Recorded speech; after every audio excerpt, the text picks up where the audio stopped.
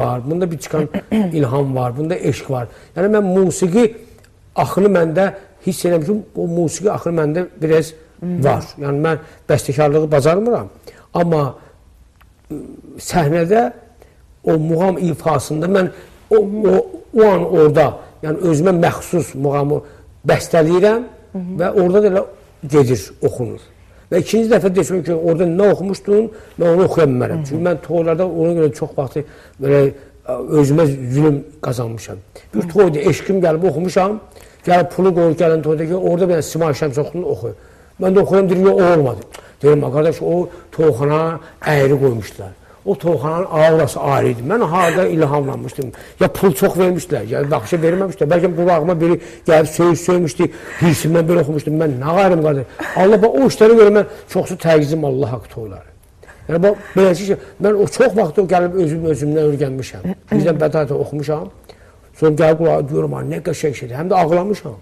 Və başlamışam onu özüm öyrənməyə.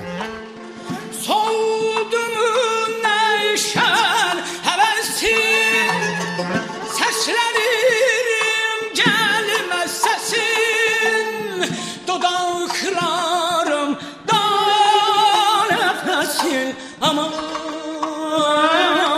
aman, aman,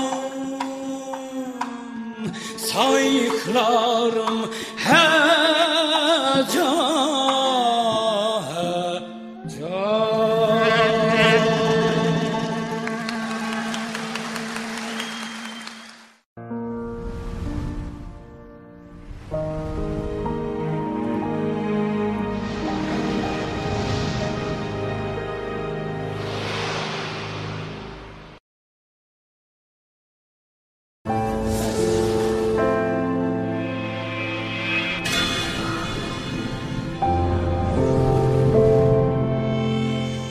Bəs indi tamaşaçılar tərəfindən siz hiss edirsiniz sizə olan özəl münasibəti? Sağ olsunlar, hiss edirəm, əlbəttə. O eşqi, məhəbbəti, əlbəttə hiss edirəm. Elə şey olar, eləməyim. Və elə o da onların məhəbbətidir ki, mən onlara belə, onların qiymətin 4 ildir əziyyət çəkə-çəkə saxlayıram ki, onların qarşısında mən yaxşı çıxım. Bəs o öyrəndi. Yoxsa elə onlar olmasaydı, mən olmasaydım, çoxdandan biz elə orada, burada gündə konsert verərdik, pulumuzu qazanardıq. Amma elə o məhəbbətdir və sənətə olan o böyük eşqdir ki, mən gedib yalandan toyxanalarda, elə şadlıq evində 2-3 dənə qəşəng belə həm o toyun xoşuna gələn, həm muğamın xoşuna gələn 1-2 dənə repertuar düzəldim, qəşəng oxuyardım. Bir dənə də proqramım olardı. Heç deyirdim, mən nə proqramım var, nə bir şeyim var. Eləyə bilərdim. Mən o işləri zirəngəm, mən bilirəm. Sizə çətin olar fonoqramın ağzınızı açıb bağlamaq. Yox, öyrənərəm. Lazım olsa öyrənərəm. Allah haqq, elə proqram oxuyum, heç kim bilmir. Amma getmir məsələ. Müəyyimdən çıxmır. Allada bilmirəm. Özümü allada bilsəm, cəmaatı 100% alladaram. Allah qoydu, hamı mənə inanır, temim olur.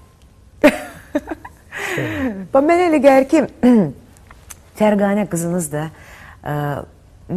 sizin davamçınız olaraq sizin qoyduğunuz o missiyanın da davamçısıdır eyni zamanda. Əgər xatırlayırsınızsa, bir 10-12 il bundan əvvəl həm söhbət proqramında mən Fərqanəyə münasibətinizi soruşdum.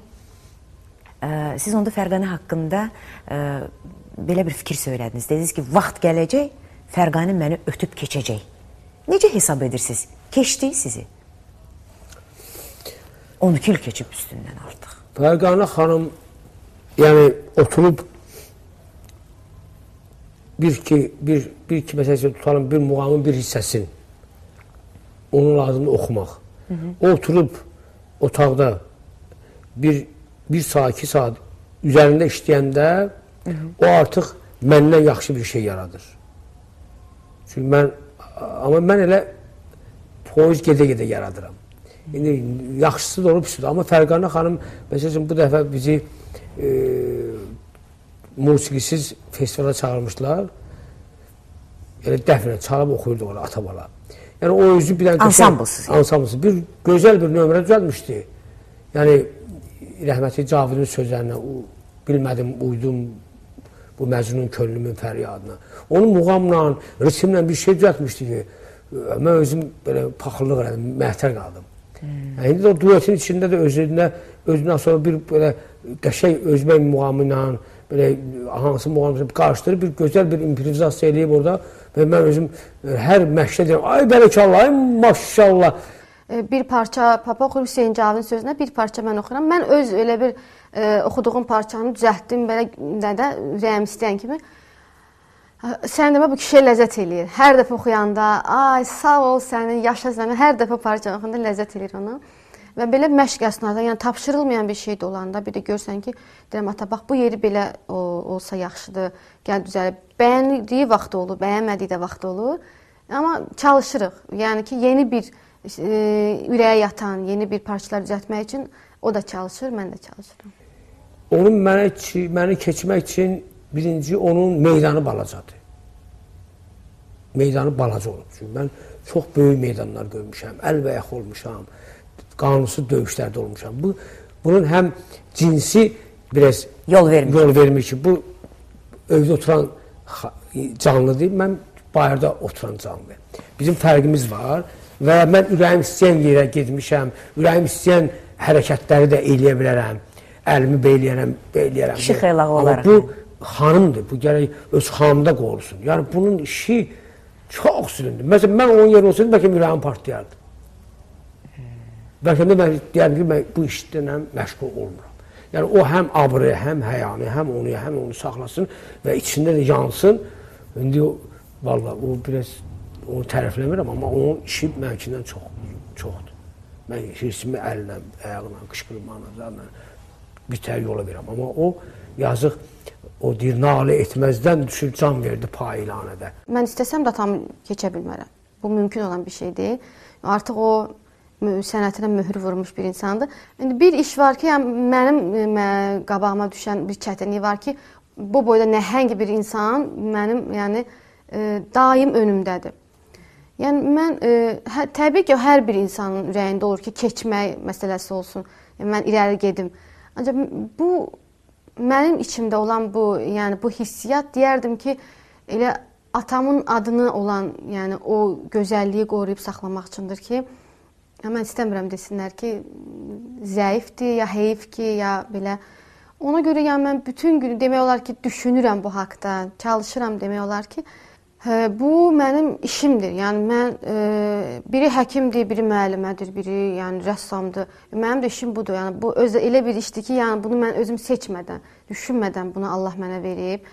Yəni mən belə düşünürəm ki, bu mənim borcumdur. Mənim yəni Allah tərəfindən mənə buyurulmuş əmirdir ki, mən bu səslə bu sənəti davam elətdirməliyəm. Yəni həm də ki çox yəni məsuliyyətlə davam eləməm. Yəni adi bir şey kimi yox. Mən bu gün Fərqaniyə sual verdim, soruşdum, dedim Fərqani, sən bu qədər sənətini sevən insansan, həqiqətən də cavablarından mən bunu hiss elədim. Amma yoxsan axı biz səni görmürük. Əgər sən çıxış eləməyəcəksənsə, tez-tez, yəni oxumayacaqsansa, tamaşaçı qabağına çıxmayacaqsansa, bir də bilirəm, xarici ölkələrdə tez-tez çıxışlar eləyirsiniz, amma biz görmürük deyəm. Bizdə belə təsəvvür yaran ki, yoxdur, məsələn, Fərqanə. Alim yoxdur öz yerində, amma Fərqanə də yoxdur. Bəs necə olacaq? Bir-iki də muğam oxuturarıq inşallah. Mən belə başladım. Çıxış o deyil ki, yəni kimsə məni görsün, xalqın yaddaşında qalım. Mənim aləmdə çıxış odur ki, insan orada sənət yaratmalıdır. Yəni mən deyirəm, mən o bütün muğamları bilirəm. Mən bütün muğamları da oxuya bilərəm. Yəni deyirəm, bacarıqla oxuyam. Ancaq bu o demək deyil ki, mən onu çıxıb oxuyacağam, o mənim sənətim olacaq. Bilirəm aşıqsın bir də cənunun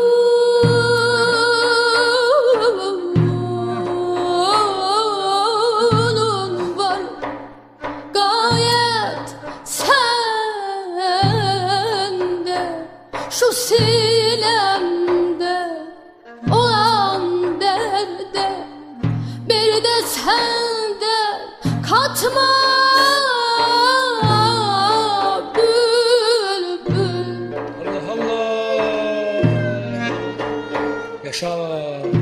Alim Qasımov həmişə yeni formalar, yeni yollar axtarır.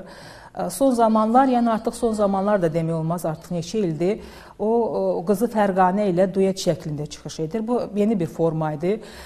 Bu yaxınlarda Bakıda çox möhtəşəm bir festival bərqərar oldu. Muğam Aləmi Festivalı və Simpoziumu və həmin festivalda Alim Qasımovun çıxışı, mən deyərdim, belə bir furor səviyyəsinə qalxdı. Yəni, mən o zaman müsahibələr hazır idi müxtəlif xarici qonaqlarla. Onların içərisində çox məşhur Alman alimi, qocaman deyərdim, çox təcrübəli və nüfuzlu bir alim Dieter Christensen.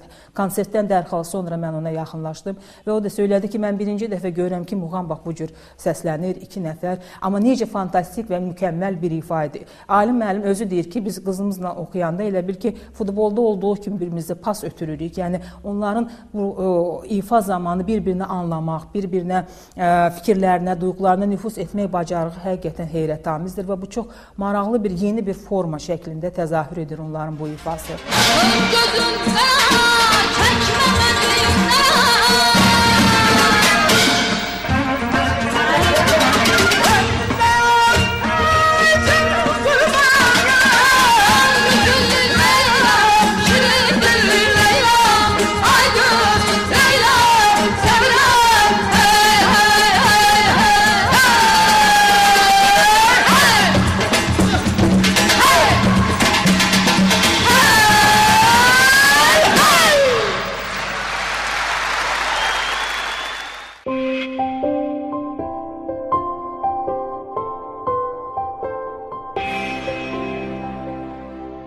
Hər halda xarici ölkələrdə çox tez-tez çıxış edirsiniz.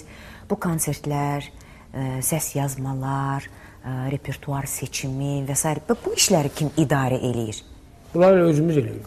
Yəni, Fərqanə ilə məsləhətləşirik. Meneceriniz var, Alim? Yox, menecerimiz ancaq odur ki, bizim o vaxtlarımız toqqaşmasın. Amma o Saadət xanım var, o həm o e-mailləri alır, deyir, vaxtım var və yoxdur. 5 manat verənə deyir, bir 6 manat versin, lap yaxşı var. O, mən danışam mənəm, üzüm gəlmir onu deməyə. O işləri, belə balaca işlərimizi o görür, biletləri alırlar, sonra. Çünki böyük işdir, yəni o, mən bacarmıram. Bacarıram, vaxtında mən onu özüm eləmişəm. Hə də özünüz eləmişsiniz. Biraz qəribə gəldi, çünki bu günləri bizim müğənnilərin 3-4 dənə meneceri, nə bilim, diskoyanı, nə bilim, yanında köməkçisi, yəni çox adamlarda belə svitası var da, gəzir yanında, yəni. İndiki dövrdə onlar lazımdır, nəyə görə cəmaatı tez anladıb çıxmaq lazımdır aradan. Nə mənada, Alim? O mənada ki, yəni bir var, mən gəlim təkcə, kaseti qoyum, o nizamlıyım, onu eləyim, vaxt gedəcək, cəmaat ayrılacaq. O, elə olur ki, elə belə gəlirlər, mikrofon bayırda verirlər əlinə, o gələndə mahnı hazır olur. O vaxt aparsa cəmaat ayrılacaq, bu nə ilə məşğul, bu nə gündədir, artıq işlər ki olur. O, elə bir başallatma. Kompozisiya kimidir ki, gəldi, getdi, hava kimi. Onlar yaxşı eləyirlər o işləri. Yaxşı deyiz onu, kompozisiya. Hə, valla, da həqiqədir də. Alim, günlərlə, aylarla məşq edirsiniz. Yəni, bunu bilirəm də, yəni, həqiqətən də. Çox zaman sərf edirsiniz bunun üçün. Amma səhnədə bir tamaşaçı kimi sizi dinləyəndə elə təəssürat yaranır ki, hər şey bədayətən alınır. Elə deyirlər. Bu da bir peşəkarlıqdırmı? Biz məşqi bizə necə eləyirik? Deyirəm, yəni məşqi biz elə bil ki, ələkdən keçirdirik. Məşqi ələkdən keçirdəndən sonra o artıq o material olur bizdə.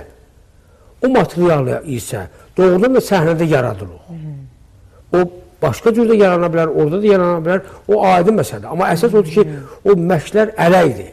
Ələdik materialı götürdük. Özümüz üçün gəlirik, oturduq səhnədə. Artıq o materialı biz o cürlə istifadə edirik. Yəni, heç kəsdə elə bir təəssürat yaranmasın ki, bugün alim bu sənəti ilə, yəni bu təqdimatı ilə elə ancaq istedadı hesabına gəlib çıxıb da. Yəni, bunun arxasında çox böyük əmək və zəhmət var. Zəhmət, hər şeydə zəhmət olmalıdır. Bədahətən ola bir dənə, bir söz ola bilər, bir dənə balaca muğamın balaca hissəsi ola bilər, bir dənə mahnı ola bilər, bədahətən. Balaca bir şey yarana bilər, amma o böyle şey zəhmət çəkməsən o bədahətən gücü çatmaz ona, dağılıb xarab olar belə. İndi deyilənə görə zülmdür də sizin